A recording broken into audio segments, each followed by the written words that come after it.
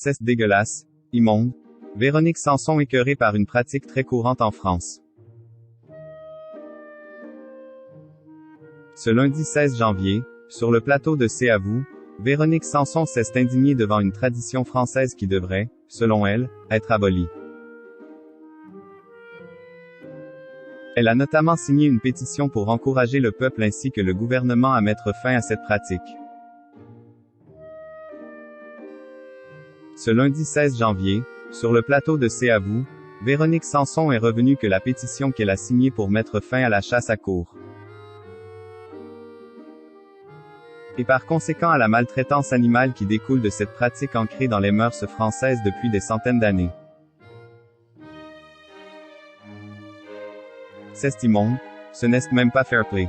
C'est dégoûtant. Puis aussi, les élevages intensifs. La manière dont les hommes ont de traiter les animaux, cette espèce de cruauté et de sadisme.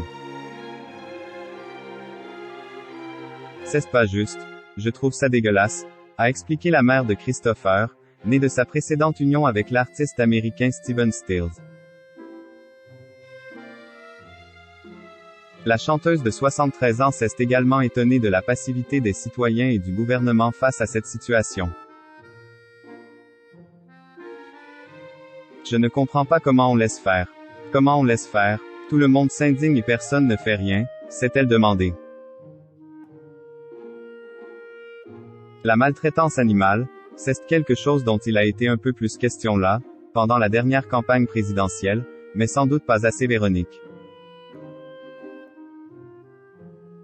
C'est quelque chose dont vous vouliez parler, a notamment précisé Anne-Elisabeth Lemoine dans la foulée. Ce n'est pas assez contrôlé. Ce n'est vraiment pas assez du tout. Je trouve qu'LNY a vraiment aucun contrôle sanitaire, s'est ensuite insurgée Véronique Sanson. Ce n'est pas assez surveillé. Ce n'est pas assez contrôlé. Les gens se serrent les coudes, a répondu l'interprète de Vancouver.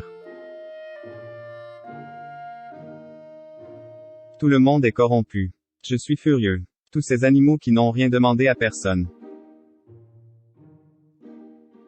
De toutes les façons, moi, tout ce qui est dans une cage, je ne peux pas. Je n'aime pas les zoos, je n'aime pas les oiseaux en cage. Donc voilà.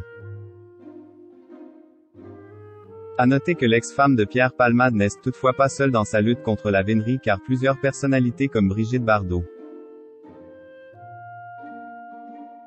Yann Arthus-Bertrand, Laurent Baffy ou encore Hugo Clément ont déjà manifesté leur engagement contre la maltraitance animale. Reste à savoir désormais s'ils obtiendront gain de cause ou non.